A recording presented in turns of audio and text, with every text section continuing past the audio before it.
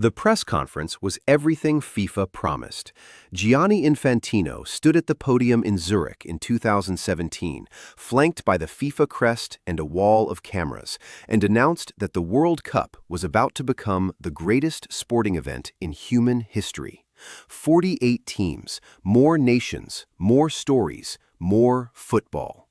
He used the word inclusive 11 times. The journalists applauded. The footage went global. That same week, 40 nations who had never qualified for a World Cup dared to believe their moment was finally coming.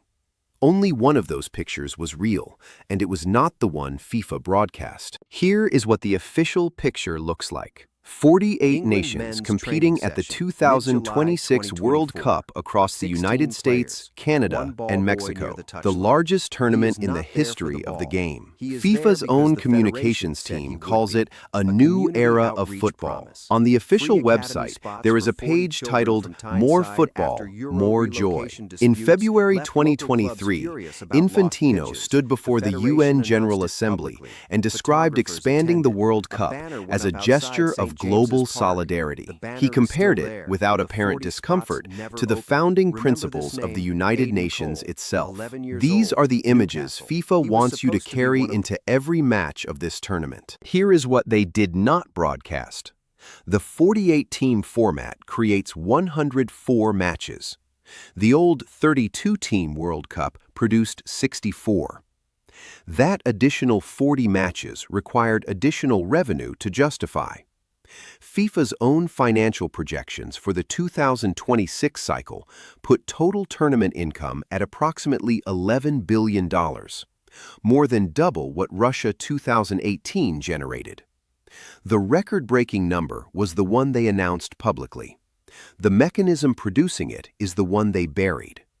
Remember this name, the Confederation of African Football. Because what happened to African football under this new format tells you everything about whose inclusion FIFA actually designed. The official picture says Africa gains representation.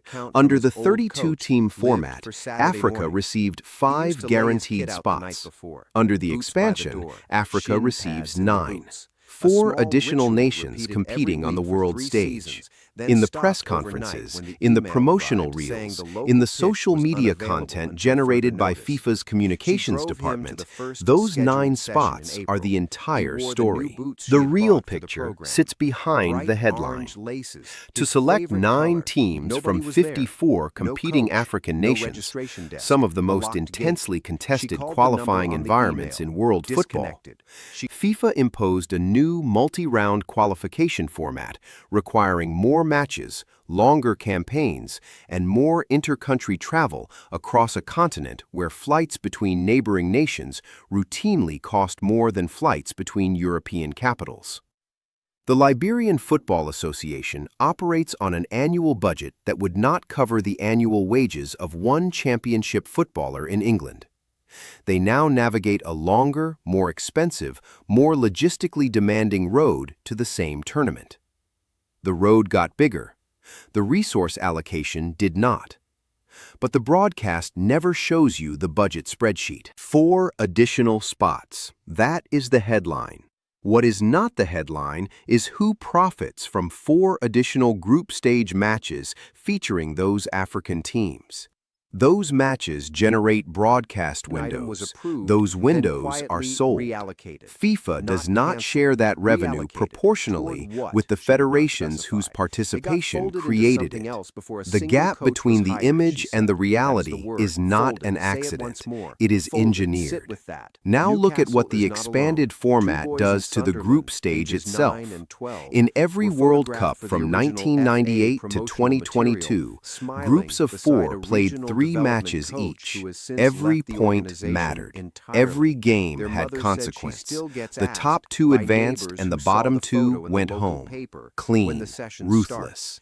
The format football was built for.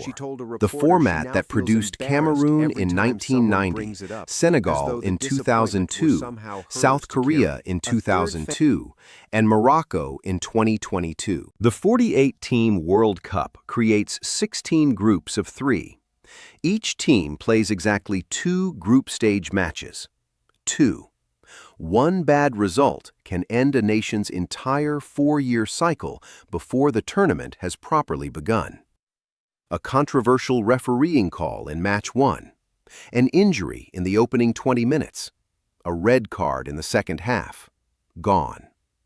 In the 32-team format, a team could lose their opening match and recover to win the whole thing. West Germany did it in 1974. Italy did it in 1982. Denmark won the entire European Championship in 1992 after nearly not qualifying. Recovery was the point. That football no longer exists. There is also a secondary problem inside the group of 3. With only 2 matches per group, the possibility of 2 teams finishing equal on all metrics, points, goal difference, goals scored, head-to-head, is significantly higher than in a group of 4. FIFA's own tiebreaker regulations for 2026 include, as a final resort, the drawing of lots. A team could play 2 matches at a World Cup and be eliminated by a lottery. The broadcast will show the ceremony. It will not dwell on what it means. FIFA's communications describe the new format as giving more teams a chance to compete. The reality is that more teams are competing inside a format that offers them less margin for error than any version of the World Cup that came before it. The official picture says more chances. The real picture says higher stakes, shorter runway, eliminated recovery time, and the final tiebreaker is luck. Cut to who benefits from shorter runways and less forgiveness in the group stage. Not the smaller nations. Teams with thinner squads, less depth, and higher variance in individual performance absorb one bad result differently than squads built from Premier League and Champions League regulars. The 2002 Senegal side, who lost their opening match before recovering to reach the quarterfinals, cannot exist in this format. A format that removes the escape hatch removes the upset. And the upset is the only leverage smaller nations have ever held in a tournament built by and for the powerful. This is the part of the story that is never in the broadcast. Remember who else is watching this tournament. Not just the federations, the clubs. The expanded format adds matches, and more matches require more players absent from club football for longer periods. But under existing FIFA regulations, clubs are obligated to release players for international duty without financial compensation. Releasing a player for the 32-team World Cup meant approximately 6 weeks of potential absence during a disrupted summer. The expanded 2026 tournament, running across 3 countries with 104 matches, creates extended potential absences that run into preseason preparation, early domestic fixtures, and the opening rounds of continental competitions. For a club that has spent £100 million on a player, that absence is not an inconvenience. It is a structural liability FIFA has legislated them into absorbing. In 2023, a formal consortium of 14 European clubs submitted a legal document to FIFA arguing that the unilateral expansion of the international calendar, including the separately expanded Club World Cup running simultaneously, represented a fundamental breach of the principle of consultation. 14 clubs, a document, on the record. FIFA acknowledged receipt and continued with the schedule. The document used a specific word to describe what was happening to their resources. The word was extraction. One person whose story fits neither the official broadcast nor the quiet legal objection is Abdoulaye Diallo, a goalkeeper born in Guinea, spent the 4-year cycle watching his country navigate the new expanded African qualification format, making 14 saves in a critical qualifier in November 2024, keeping a clean sheet when his nation needed it most. He flew home. 3 weeks later, Guinea's federation received a formal notification from FIFA regarding incomplete administrative documentation, a potential points deduction, not a failure on the pitch, a paperwork failure. In a system FIFA expanded without expanding the administrative resource provided to federations expected to comply with it. Guinea's campaign survived the review, but Diallo spent 6 weeks not knowing whether the save that mattered most would count for anything. In the official picture, he is the story of inclusion, a goalkeeper from Guinea at a 48-team World Cup.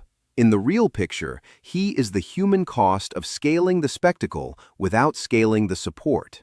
The unexpected defender in this story is Lars Christer Olsen, former UEFA chief executive, the man who built a significant portion of his career on the argument that international football needed structural modernization and better governance. He has been quiet about the 48-team format in a way that specific people are only quiet when they have assessed what they know and made a deliberate choice. He has not published an endorsement. He has not appeared at a FIFA event in support of the expansion. His silence carries a different weight than a critic's argument. It carries the weight of someone who understands exactly what is inside that room. Here is the damning quote. It belongs to Infantino, delivered at the FIFA Congress in Kigali in 2022 to extended applause. He said, "When we give opportunities to people, we give them hope, and when we give them hope, we give them the future." He was describing the 48-team expansion. Nobody in that room asked the obvious follow-up. Who owns the broadcast rights to that future? The answer is not the people the quote was about. FIFA sold the 2026 broadcast rights in a package that their internal projections valued at figures described as generational. The nations whose inclusion was used to justify that valuation, the additional African allocations, the additional Asian slots, the OFC nations arriving at their first serious World Cup moment. Those federations receive development funding through FIFA's redistribution program, FIFA Forward.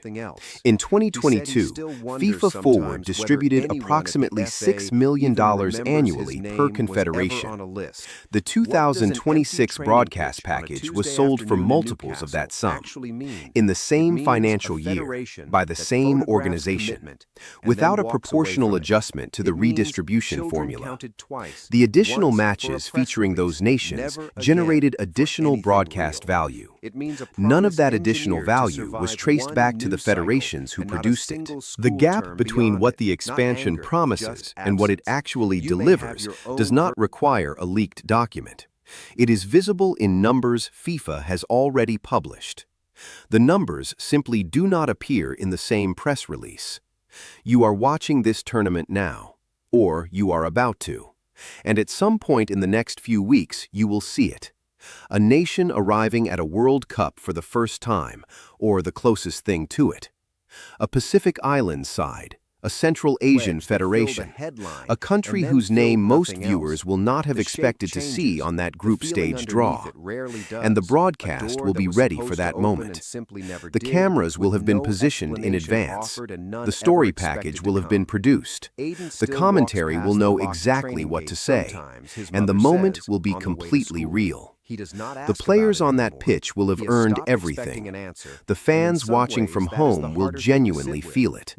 None of that is manufactured. And at exactly that same moment, in a building the broadcast will not show you, someone is calculating the advertising revenue generated by that exact window. And that number will exceed anything the federation of that nation receives from FIFA in an entire decade. Both pictures are happening simultaneously. Only one is in the broadcast. The official picture is still running.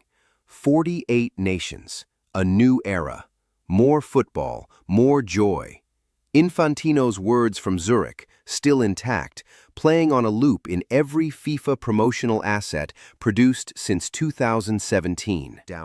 The other picture is still being lived. The federation that cannot afford the additional qualification flights. The clubs absorbing absences that FIFA legislated without consultation. The goalkeeper who spent 6 weeks waiting on a paperwork outcome after making the save of his life. And Infantino's exact words from Zurich are still there. Every single one.